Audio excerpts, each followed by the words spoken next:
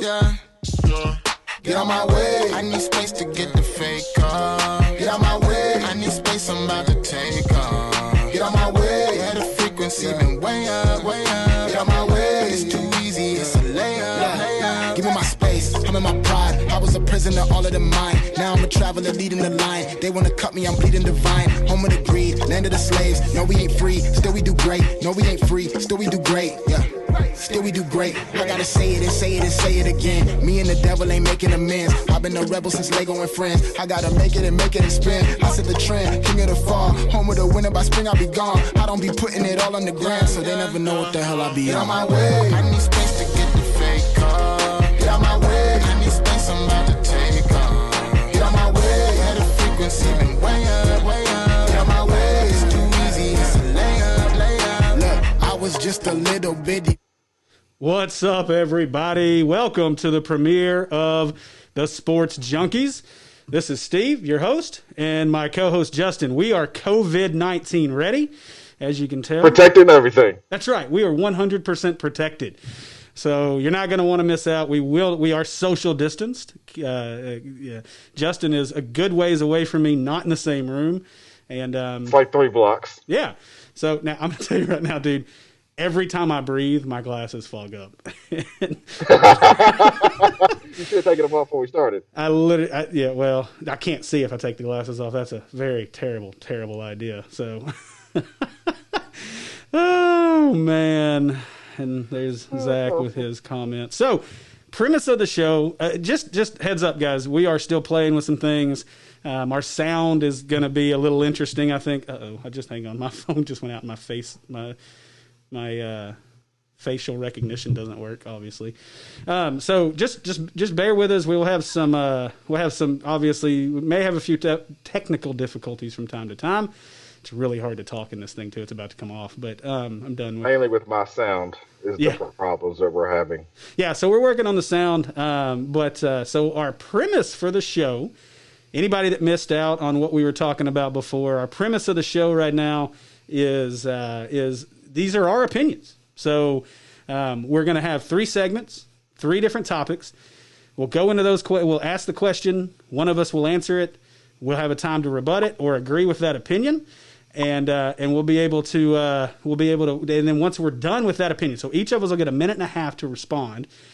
Once we're done with our responses, then we'll kind of debate it between the two of us. But that's where you guys as fans come in. Stay with us. That last 5 to 8 minutes of our segment, we want to hear from you guys and what your thoughts are, what your opinions on our topic. So before we get started, my face is burning up, so I'm going to take this thing off. Yeah, go ahead and take it off. It's okay. I hope you can't see everybody. Watch out. Ooh, there went the headphones. All right, I'm officially blind. These are the technical difficulties that we have. I could have got naked, you know. Ugh. Oh, God, please don't. You don't want that? It would be fun. I understand you're in your own house, but let's keep the clothes on. It'd be fun. All right, so it's a family show. It is a family show. All right, hey, my Face ID works now. All right, man. So you ready to get this thing rolling? Man, let's get it going. All right, so our first topic of the week is going to be this: who will be the next Razorback basketball player to hit the transfer portal? Justin, you're up.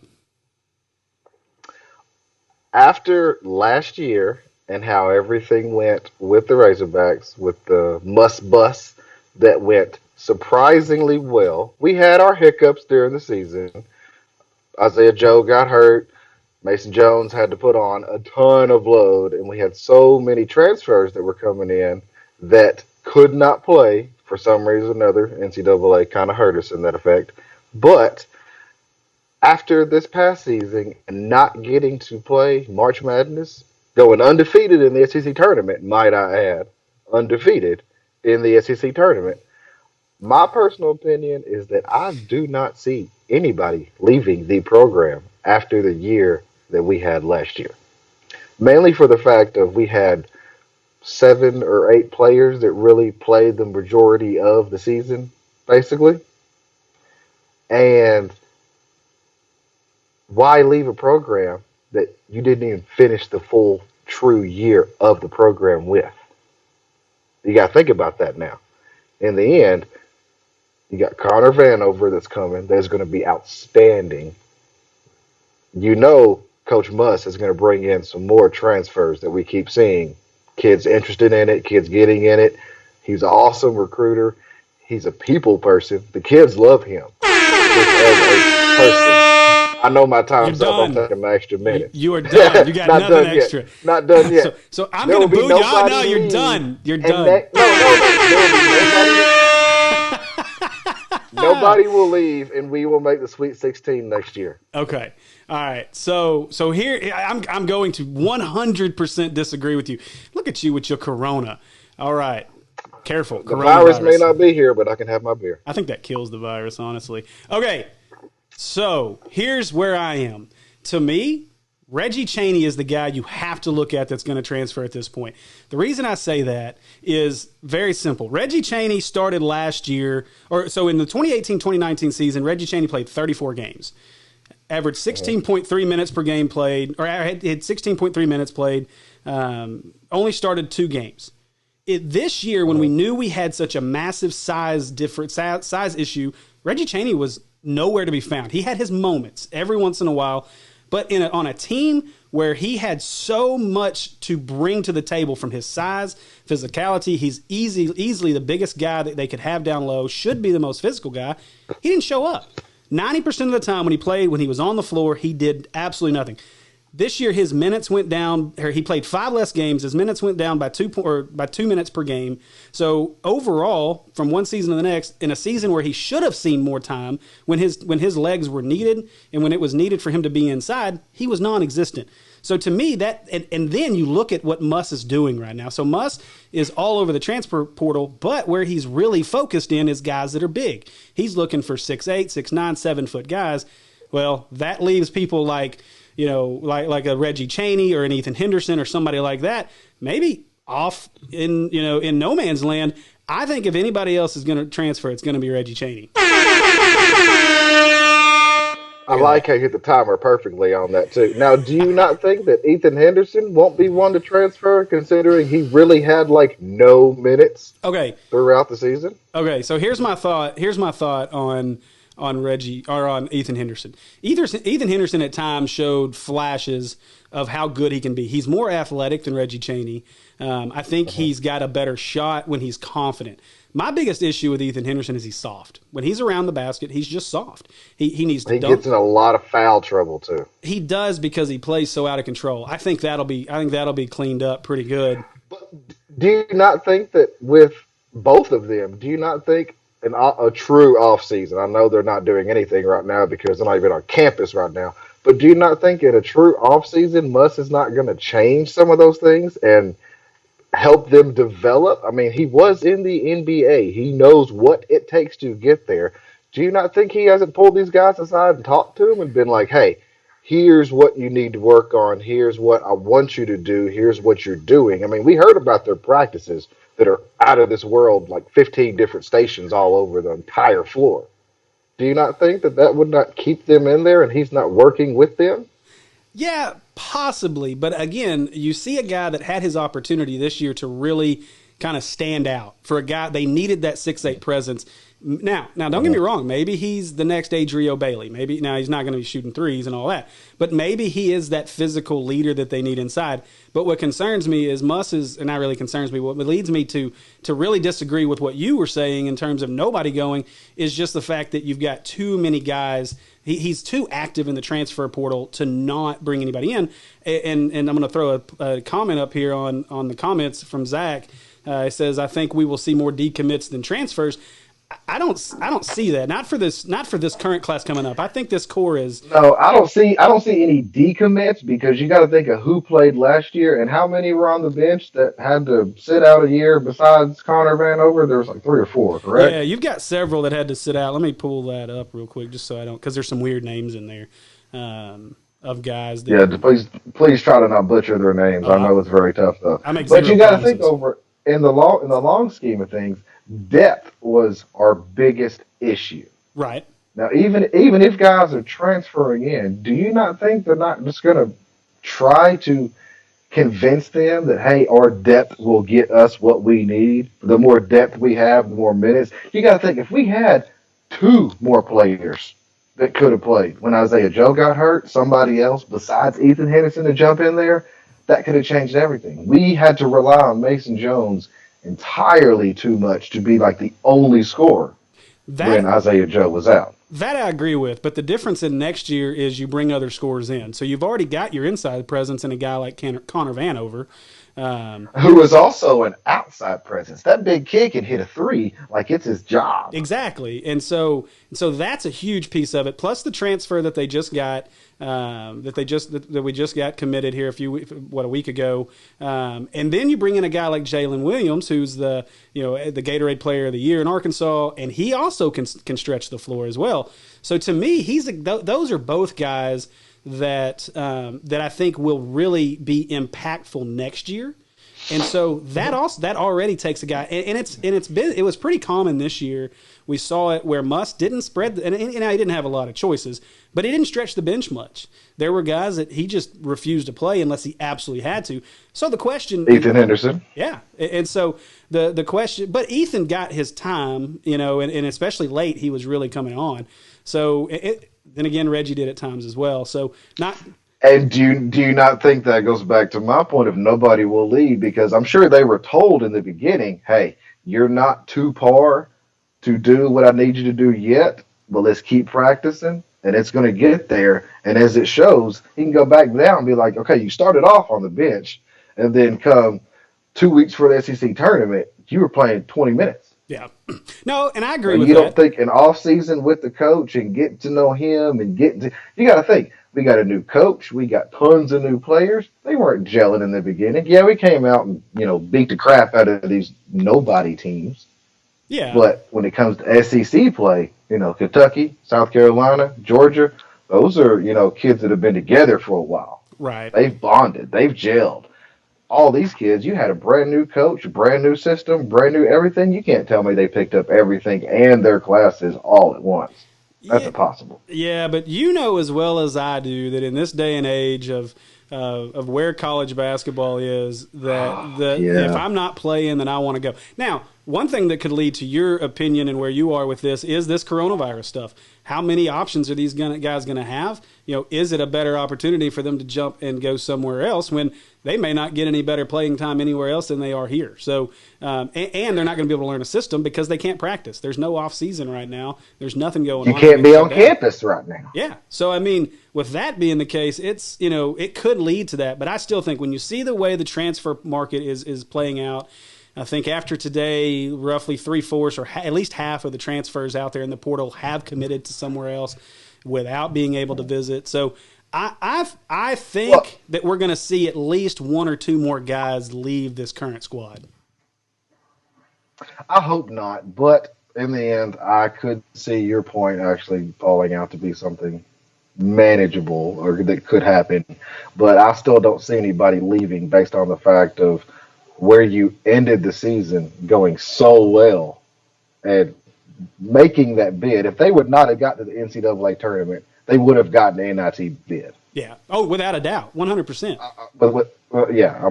I would have personally. I know a lot of Razorback fans don't agree with it. I would have rather have had the NIT bid than the NCAA bid. Right. The NIT, they had a chance to win that. You're getting games in Bud Walton Arena. Yeah. You're not going to get that in the NCAA tournament. And that's you tell me piece of it. We were packing the house with a subpar team through the season, and you get an NIT bid, that place is going to be packed, minus the coronavirus. But even with the coronavirus, we still would have packed the house. Well, shit, Arkansas hadn't shut down yet. We're still rolling. Yeah. We would have gone to see basketball games. Yeah. I'm not working. I would have gone to Fayetteville in a heartbeat. No doubt. So I agree. NIT would have been a great developmental option for this team, and it's tough. That's a whole nother place we could go. I wanted to jump into a few of these comments before we head to our next segment. So Mark Miller, appreciated Hat Game strong on this live feed, I have to admit. You got the camo. I'm rocking the leprechaun pot of gold, as you called it earlier. That's what my wife called it. That's You're a right. leprechaun, and that's your pot of gold, baby. And so we covered Zach, and he thinks we'll see more decommits. I think this class is way too solid right now. I don't see guys like Moses Moody and KK and those guys going anywhere. I don't see them leaving anywhere because they see what it's building to be. Well, and more You're importantly, going. well, more importantly to that though is they have no options to really to do anything more this summer because summer ball's gone. So it's not like they're going to get a bunch or anything here coming up over the next few weeks before signing period. So realistically, Right. what's their options going to be? So I don't see guys like that. I mean, I know that KK is probably the most likely that you could see, but that's only if like a North Carolina offer or something hit him in the back of the head, and I don't see that happen at this point. I don't see it happening, and I don't see him leaving because I think he's committed to Arkansas, and he's an Arkansas boy. He's gonna stay in Arkansas. Without a doubt. Christopher Shaw said, Houston Nutt said it best. The transfer portal is the devil. Yeah. Yeah, I agree. Now, I can understand in some situations, but these kids are, well, I'm just not getting my playing time. That's some wussy crap, dude. That's because you're not practicing hard enough in practice. You earn your minutes in practice. Ethan Henderson, Cheney, Bailey, you're not playing that much. What are you doing in practice? We can't see that, but you can't tell me a head coach, Musselman, Nolan, Mike Anderson, John Pelfrey, any of these guys were not playing the best talent they could have played because that's their job. That's right. It's not like That's it's their a paycheck. personal opinion. That's their job. If you don't do what you need to do on that court, bye-bye, Chad Morris. Bye-bye, Yeah. Brett Bielema. You don't perform, get out. We'll find somebody else. Yeah, I agree with that. And now, to a point, though, because the transfer portal, to me, it does benefit some folks, and it does benefit some kids and gives them an opportunity, but what it's done is Connor Vanover. Yeah, what it's done, and hey, Peyton Willis is another guy that's an Arkansas kid that's getting a real hard look right now too. But it gives guys an opportunity that they may not have had. But then you see guys, and I'm not going to name the name but you guys can read between the lines here. We had a guy that came here last year under a different staff at semester, went off to a JUCO, and now is, we were force fed how great this guy was. And now he's going to play at some low mid-major program, not even a D1 program. So, or not, sorry, it is a D1 program, but not a high major program. So, kudos to him. He's not a Power 5 conference program like you think that he deserves to be in. Right. And so you see guys like that, and at least, he's getting his opportunity to bounce around and show up somewhere where he can at least play and show off his skills. So, it does help in scenarios like that where maybe a guy was overhyped and overplayed in some regards. And so they, at this point now they've got an opportunity to go somewhere else and maybe have a chance there. So maybe he comes back too. Yeah. Hey, you never know. Jimmy Witt, he did it, so it could happen. All right, man. Well, we'll find out how bad he wants to be a Hog. That's right. That'll do it for segment 1. We're going to cut out for just a minute. We got a quick little ad for you. Don't go anywhere. Segment 2, when we get back, our next topic, we're going to talk about Major League Baseball and their plans. We'll be right back.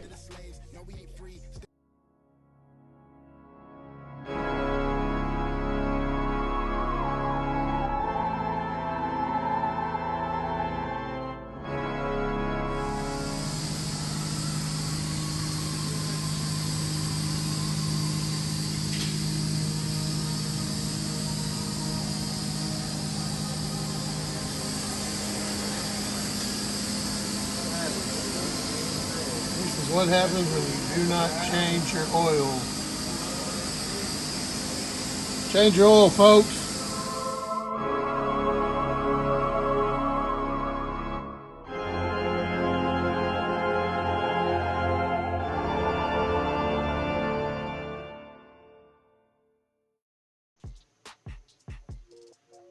Oh, looky there. I forgot to take that off. Look at those technical difficulties.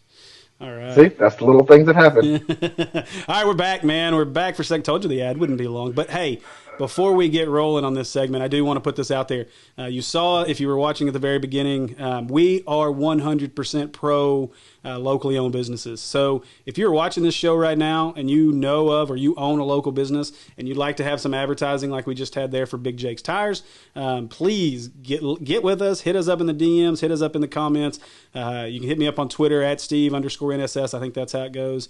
And give me and give me a follow and then give me a shout. Or on Facebook as well. You can hit us up. Let us know because we want to spotlight and show off these local businesses. We're doing this at no cost to those businesses. So if you have a local business that needs these ads, that is looking for additional revenue right now in this time frame, let us know and we will create an ad. We'll put it out, and we enjoy doing it for the community. We want to make sure that our local businesses can stay in business and be there for us when we're past all this. Right. Especially during this time, they could use any help they get. A lot of people don't know who's open. Yep, without a doubt. So big time, big time. So hit us up at Steve_NSS and at Justin_NSS. Let us know. We're here to help you. That's right, absolutely. All right, man, I'm going to let you hit this first question. Or this next question. The second question next. Second question, that's right. Segment number 2. That's technical difficulties. Okay. All right. Major League Baseball has decided that they want to start playing in May in Phoenix, Arizona. Now, the details behind this is they're going to have no fans in the stadium. All 30 teams are going to be in local Phoenix hotels. And they are going to start spring training. They want to do 10 spring training games and then jump right into the season playing everything in the Phoenix area. Is this a good idea or not? Okay.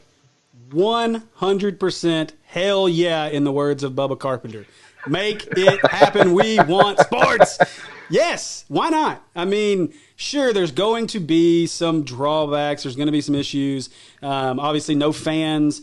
Nobody's able to get out and see the games. Okay, I get that. We all have TVs. We're all stuck in our houses anyway. The vast majority of people aren't going to be able to travel to these games to begin with. So why not? Baseball needs revenue. We've argued this on the Around the Diamond podcast. We've argued this on other podcasts about, what things look like in terms of money from dollars and cents. The draft's already been impacted negatively because of this. They're only going to have a 5-round draft. They're trying to figure out how to pay players. They're trying to figure out how to pay the minor leagues. They're trying to make sure they have all this revenue in, which like every other business. So hell yeah, let's do it. What's the harm? You're in. So supposedly this stuff is killed at above 77 degrees, like most other viruses.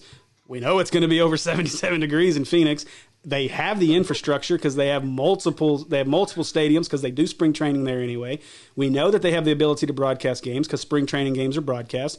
I think it'll be a hell of a lot of fun. I think you're talking about a situation where almost like big jamborees, and the MLB network can have whip arounds and we can watch all the games we want. I really think that it is a fantastic idea, and I think we need baseball. I think we need sports. I think everything. My opinion's not over, but I say hell yeah in the words of Bubba Carpenter. You should have gone ahead and used the extra minutes like I did the first time. I wasn't going to interrupt you and be that butthead. Well, that's what the horn is for. We got to stay consistent here. We get non-consistency loses viewers, and so hey, we got 14 people watching us right now. I think we're doing good. Well, that's a good start at least. Before Justin answers and gives his opinion, throw your comments in here on what you think about MLB and what they're doing. All right, let's see what Justin's got for us. Ready, set, rock and roll. Same question. I agree with you, believe it or not. Hell yeah, give me some baseball. I am a baseball junkie. I want some baseball. An MLB whip around, I don't care if you play games from 2 o'clock in the morning till 4 o'clock the next morning. I'm watching baseball. I don't care who it is. They want to put them in local area hotels, stick them in there. They make enough money. They're used to it anyway. You want to get paid? Play the game. I have nothing wrong with it at all. I say ship them all there right now. Let's get it going. Don't wait till May. Start it right now. Let's say what is today? Today is April 9th? By tax day, April 15th. Let's get them all in that damn stadium. Let's get some baseball rolling. I'm ready to watch some baseball. We had spring training just get started. You can't tell me MLB won't pick them up, ESPN won't pick them up, Fox Sports won't pick them up. Fox, NBC, ABC. What network would not benefit from showing baseball right now? And they're the only sport with enough gonads to decide, hey, we're still going to do this. We're still going to play our season. Two, 162 game season is what they play before the playoffs. If you don't start it soon, you're not going to play it. You can't do playoffs in New York City with the Yankees in December. It's 10 degrees and 3 feet of freaking snow.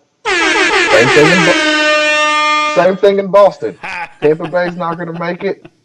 Not all, Arizona's not going to make it. It's going to be in a cold state. Start it now so we can play. Yeah. So I agree. Like I said, we're in agreement here on this one. I don't, I think it's. Believe it or not. Right. I think it's a great idea. I think anything we can do to get sports. You see us enjoying our adult beverages here on camera. I'm starting to feel like I'm sure somebody's not happy about it. Sorry. Well, I'm starting to feel like an alcoholic drinking without sports because that's about the only time I ever drink. So I'm like, every time I reach for it, I'm looking for a baseball game. So yes, that we need sports bad. Like I'm tired of hearing about all this other crap.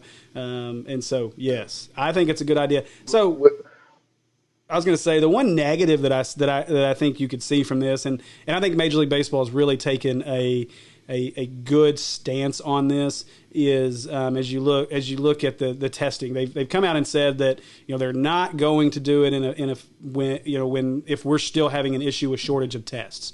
So for COVID-19, so as we try to test people and keep up with the test, they don't want the perception that Major League Baseball, much like when this thing first hit, when everything hit in Oklahoma City, and folks were talking about what was going on there, the first thing that everybody asked was, well, how in the world did Oklahoma City and Utah get tests so quick to be able to test everybody? So I know they tested both teams, all the staff, all the conditioning guys, coaches, assistant coaches, freaking ball boys. They tested everybody before they left the stadium. Yeah, and so how did they get that many tests, yet we can't get them to our hospitals to just make sure everybody's okay around here? Right. And so I don't understand it. But then again, you know how they did that. Money talks, man. Money talks. That's right. You got enough money, you can get whatever you want. That's right. Which is why I say you want to check in baseball, play the damn game. Absolutely, but I do think that Major League Baseball doesn't want to have the perception of, well, we're taking up tests that could be for other people. So give us all the tests we want so we can get this going. No, they're doing it the smart way. They're right. putting in a request for tests. They're working with the CDC, and they're with doctors, and this is their plan. But they're not going to do it unless they get the full go ahead from federal government, CDC, White House. They're covering their bases. Right. This is just their plan, and they're like, hey, this is what we want to do. If this is possible, help us make this possible. Yeah. It's not a set in stone thing either. And they said they're going to put all the players in isolation. They're going to go from hotel to the stadium, play your game, right back to the hotel. No going out at night, food's brought to you.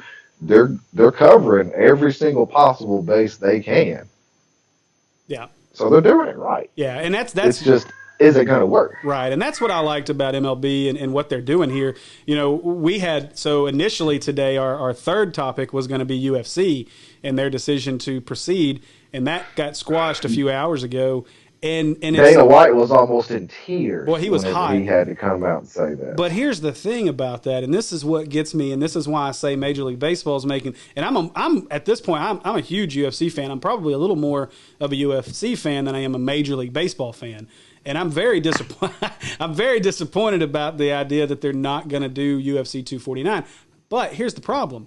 MLB is going through the proper steps, like you said. They're talking to the right people. They're doing the right things, whereas UFC didn't. Dana White did not do that. Dana White wanted to go buy an island and ship everybody to an island now to still do it. Now, that's still happening. The island, the Fight Island is still happening, but the problem that happened for UFC 249 was that he didn't speak to local hospitals. He didn't speak so they're going to do it on tribal land in California. That was the secret location that they were going to UFC 249 and 2 weeks worth of events after that.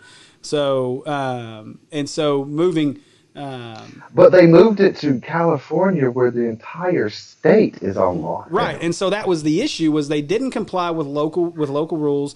They went to they went on a reservation, which was to try to circumvent the rules going on in California. But their problem is that the optics outside of that, from the terms of being able to get everybody tested, they weren't worried about how many tests they were going to use. But more importantly, they had no plan for if fighters got injured. And the closest hospital, I think, only had 40 beds for their ICU. So you're talking about potentially bringing in a fighter who could be significantly injured and needs to go into surgery into a hospital that may not have the room for him. And they never even talked to him. So Right. Disney and ESPN came out Right. and shut that down.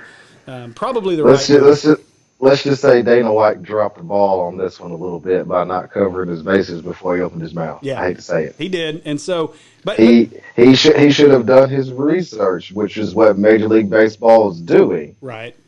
You know, props to Manfred. He's doing the right thing, but Dana White just jumped to the conclusion he wanted to get it done instead of pushing a date or trying something later. He was trying to weasel his way under some things, and it kind of bit him in the butt here by them saying, "You know what? Nope, you can't do it." Yeah. So good job, baseball, Dana.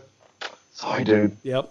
You messed up. So back to baseball for a minute. So Dwight Raleigh jumped in a minute ago and said any baseball is better than no baseball. That I can agree with. I don't care if you got fans in the stands or not. Any baseball. Well, see, that's the thing about baseball. Baseball, you don't need fans. That's right. You don't. I mean, it works for playoffs, but the Miami Marlins, are they filling that stadium every year? No. Please. No, they're not. The Royals, they're not filling their stadium. The Cardinals have not been filling their stadium. Unless you're in Chicago and Wrigley, Boston and Fenway, or at Yankee Stadium, or Dodger Stadium, or Angels, Anaheim, they're filling it. There's only certain places that are going to fill a stadium, especially in the beginning of the season in April, May, June.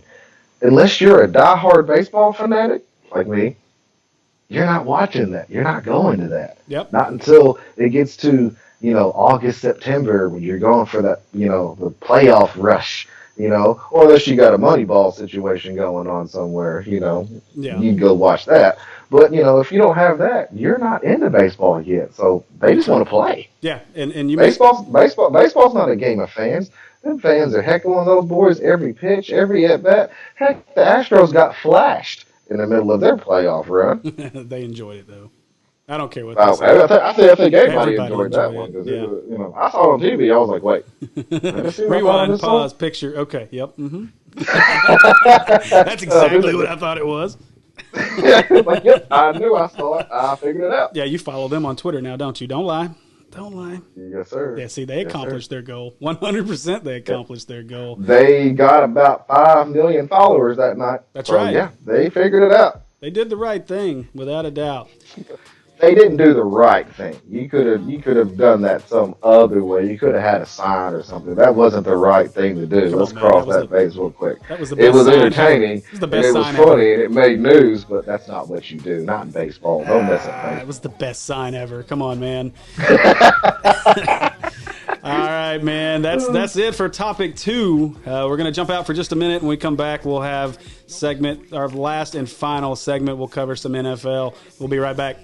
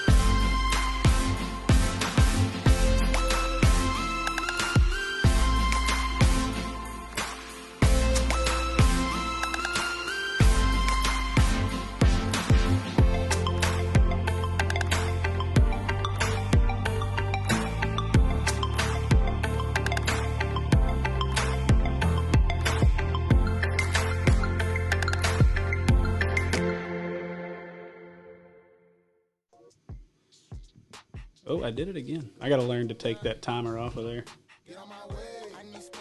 All right, guys, we are back again. Again, like I said, the ads aren't going to be that long, but they are supporting local businesses, so hang with us. We actually have a good number of watchers right now, 17. So appreciate everybody watching us. Tell your friends if you enjoy us. Tell your friends if you don't enjoy us. They can come make fun of us. We don't care. We're good with it. Leave it in the comments. I don't care. As long as you're watching, that's all that matters. That's right. All right. So we'll knock out this final segment and call this thing a night. It's been fun so far. Our last topic, like I said, we had UFC on the brain. We made a last-minute switch, but I think this is good too. We did put some votes out. So we still mixed it. We still mixed in UFC a little bit. You know, we covered it with the baseball. That's right. So we got it. We got the point across. We did 4 tonight. Yeah, see, you're right. We sure did. All right. So topic 3. The NFL has decided to move forward with basically their operating procedures. They stayed with the league schedule. They haven't changed that. We've got to, that's been our best news, really, is that we've got to see all the trades and transactions. Tom Brady going to Tampa, all this good stuff. So we should have made that a topic, man. we can talk about that when we're done in a minute. I'm sure Will's got plenty to say about his anyway. But anyway, they're moving forward with the scheduled draft on April 23rd. They can't talk about his Houston Cheaters. Astros. Yeah, right, exactly. So is it the right decision for the NFL to continue pushing forward as with business as usual?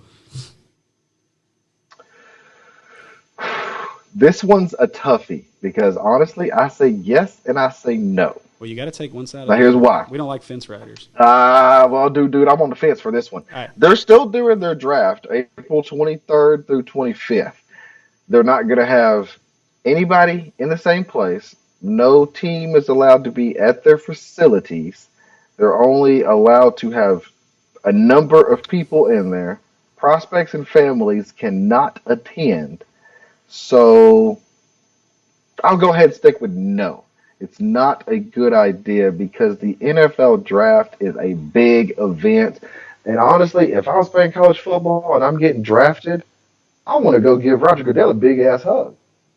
I'm sorry. That's part of it, is to go take my picture with Goodell, the commissioner of the NFL, putting on that NFL team's hat with my jersey being put in front of me on TV. So, no, NFL, take your time and do this the right way and wait till this ends and make it a big event. They were going to have it in Vegas. They were going to have this elaborate scheme of everything, something that had never been done before, right down the street from a new black hole, which is my Oakland Raiders. Mm-hmm. It was going to be the spectacular thing to see. Then now all of a sudden you're going to do it with team owners over the phone, calling prospects, and camera crews looking at prospects. No, NFL, take your time and do it right later. All right. So I know I was giving you a hard time to start about being on the fence, but I'm in the same boat to some extent. I mean, I've gone back and forth. It sounds good because it's NFL and it's the draft, and we're all going to watch it. But come on. Yeah.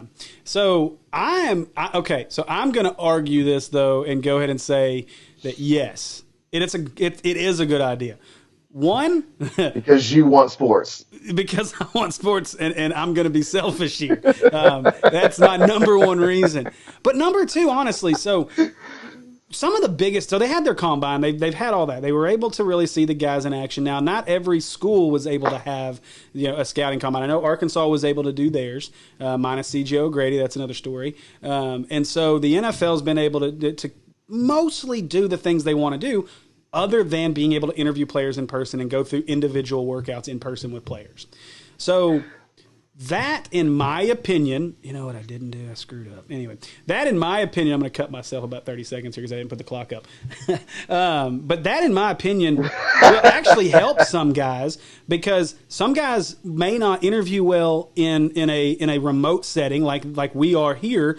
They may not interview well, so they may not work well with that, and their stock may fall.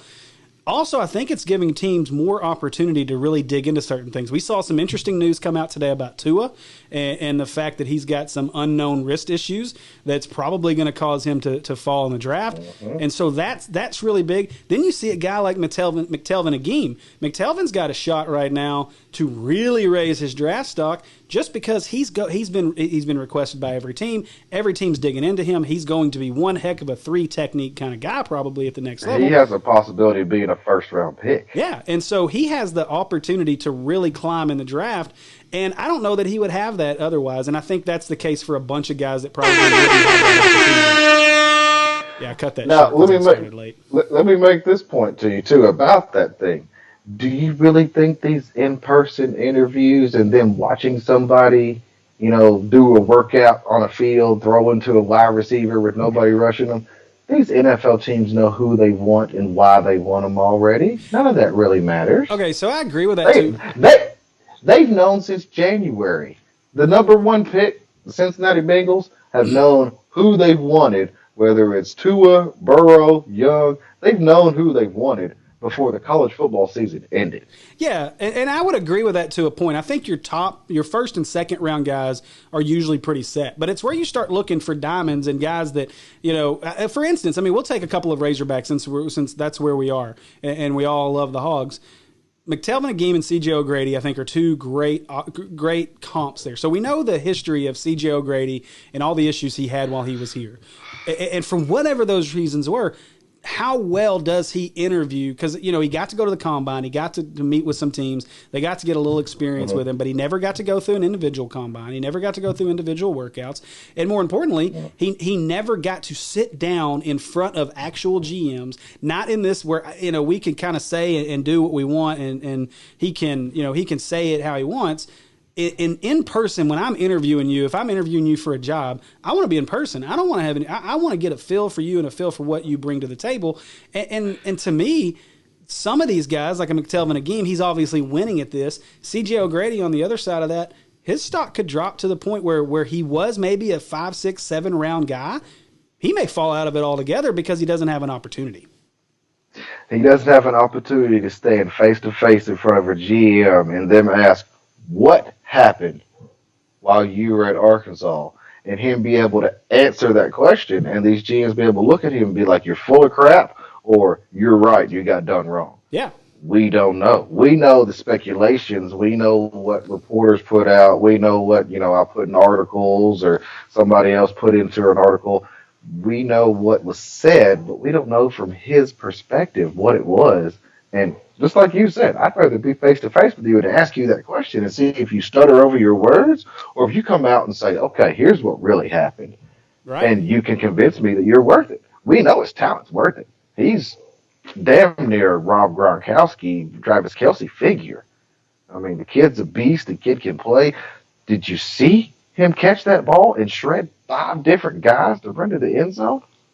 Holy crap! Yeah. That's first round draft status right there. That's right. But then you're kicked off the team, and you didn't finish the year. Why? Yep. So we all want to know why. In your own words, Chad Morris's word honestly means nothing right now because you're in Auburn. You're not here. Are you really going to say anything good about him? Are you really going to cover his base and be like, he's a good kid, just got into a rough situation and it went bad for him? Or are you just not going to pick up the phone? Yeah, we don't know. Exactly. And that's the point. And so that is where some of this goes in between in terms of, where we're kind of on the fence with some of this and our thoughts. But, because there is some good in there and some bad here. There's some pluses, again, like a guy like Agim, and there's negatives potentially like a guy like O'Grady. The league doesn't have an opportunity to put these guys through the normal, the normal physicals, the normal tests that they can normally do. That's why I say push it. I understand we want football. We're desperate for football. But it's the freaking NFL. We're going to watch it whenever it happens. Yeah, but here's the other problem with that. If you push your draft back, now you're having to push OTAs back. You're having to push, fall camp back. You're potentially having to push the start of the season back because these guys are on schedules. These guys, the collective bargaining agreement says what they can and can't do. I don't care. Well, I get that, but from a league standpoint, from our perspective, for the league standpoint, it makes sense. And I think that, you can't continue to push some of this stuff back. They're just trying to stay on task because they have their schedule set. Yep. They're getting things set. Owners are getting their stadiums ready for, I got this home game this day, this home game this. I get it. College football's in the same situation. Yep. But when there is a worldwide pandemic going, Don't be a Dana White. Be Major League Baseball and cover your bases first. Right. Well, and hopefully that's what they're doing. So, a couple comments. I think. Hopefully, I think Roger Goodell's smart enough that he's covering numerous bases to make sure that, hey, this can. I mean, the draft can still happen. Yeah. With, an owner and a GM sitting in a room by themselves. You know who you want. You know what you're going to do. It just affects the fan situation and the poor players. You're the number one overall draft pick, and you don't get to go shake the man's hand and get a jersey. Like I said, that's tough. Yeah, and that is the worst part, especially when you consider how cool it was going to be on how they were going to do it with the boat and at the Bellagio and all that stuff going on in Vegas. So would have been really, it was going to be really spectacular. Awesome. But then again, you think about what's going to happen next year. Yeah. Now that you can't do it this year, next year they're going to save all this money not doing it this year. All that money we put into Vegas next year, and it's they're gonna use the Raider Stadium. They're gonna use the new black hole. Yeah. And they're going to have it inside of there with 150,000 people packed in that place going nuts. Yeah. Is my personal opinion. I agree. So Dwight Raleigh, he commented, said, first round, number 32 pick by the Kansas City Chiefs, McTelvin Agim. So not a Chiefs fan, but I'll give it to you. I'd watch him in Kansas City as long as it's, as long as they're not winning any more Super Bowls. You got your one. That's all you get. The Super Bowl this year is in Vegas. No, it's in Tampa Bay, right? Vegas is next year. Yes, I think that's right. I don't know. I don't have it in front of me, but sure, that sounds right. I want to say it's in Tampa Bay because they were saying Brady's going to Tampa Bay and they're going to Super Bowl in Tampa Bay and he's not making it. I'm sorry. No. So since we're gonna go down that rabbit hole before we finish up here, I don't think real quick. Yeah, I think Tom Brady plays 10 games max of this contract he signs and gets 2 years worth of pay out of it. Mark the tape. You can get all shocked as you want. Explain yourself on 43, that because I'm so confused. He's going to retire? 43 years old. I think he gets hurt. And I think he decides, hey, man, and I'm not saying he's going to have a horrible injury. I just think he's going to get to a point at 43 years old that body's going to break down, a different type of workout, a different type of setup. No, I get it. I get it. The body ain't breaking down, son. Hey, look, I know that New England had their issues last year. They lacked some playmakers, but Tom couldn't do it by himself last year like he's been able to do in the past. Now, last year was a little different animal, but hey, Tampa Bay has a lot of weapons on offense for him, though. Tom Brady may be on his backside more than he's standing on his feet, and that could be the downfall of Tom Brady when it's all said and done. I don't see it happening. I mean, he's not going to win a Super Bowl in Tampa Bay. No. I'm sorry, Bruce Arians. You could have anybody he wants. He won a Super Bowl because of Julian Edelman and Rob Gronkowski. Yep. That was the reason they won the last one. Gronkowski is now on The Masked Singer doing his own thing, throwing parties and doing all this other crap. Else he's doing. He's not he's not coming back. So that's not going to happen. I don't see him winning one down there, but I see them at least making it to the championship game of the division. Fair enough, but I don't think he finishes the season, but that's my thought. So. Oh, he's going to finish the season. He's still going to be one of the top quarterbacks, and everybody's going to buy that jersey. And I still want to know why the hell he went to Tampa, though. Yeah, well, I don't. I could have got money anywhere else. I don't know. The no taxes in Florida. Have you seen his wife? She makes more than he does. Right. Money ain't a problem. Yeah, well, we could get into that too, but yeah. Anyway, so Dwight Raleigh, we're gonna go out on Dwight Raleigh's fantastic comment that I think Will is probably loving every second of reading. Dwight Raleigh says the only Super Bowl Tom Brady will ever see again will be at home watching on TV or in the stands. Easy. Wow. Can't disagree with it. Matter of fact, we're going to go off this with that as our final comment of the night. Dwight, we appreciate you joining us, man. Yeah, perfect. Yeah. I can't agree more. Yep. Well, man, this has been fun. Have you had a good time? I like it. Yes. Yeah, dude, I can't wait till next week, man. Can we just keep going now? Hey, we'll have our third guest with us next week. For the first time, we'll have a guest host with us. Yeah. We've got a few little surprises, a little different next week. Here's the cool part, guys. If you're watching this right now, please do us a favor, leave comments, let us know what you think about the show. Any changes you'd like to see us make. We want your input on topics as we go throughout next week before we get to next Thursday's show. But more importantly, one thing we want to do is we would love to have one of the fans or a fan join us as a guest host and debate these topics and give us their opinion. Yes. Next week, we're going to have our two. I got one in mind already, actually. Well, next week we got our content writers going at it. So we'll have Justin and Jackson going against each other in our 3-man group of opinion guys here on the Sports Junkies. So looking forward to that as well. But for sure, man, leave us some comments. Let us know what you think. We certainly appreciate everybody joining us. What you got? That's all I got, man. I appreciate it. Stay tuned. Next week, Sports Junkies, we're coming back next week, even bigger and better. That's right. We'll see you next week. Have a good night. Thanks for joining us.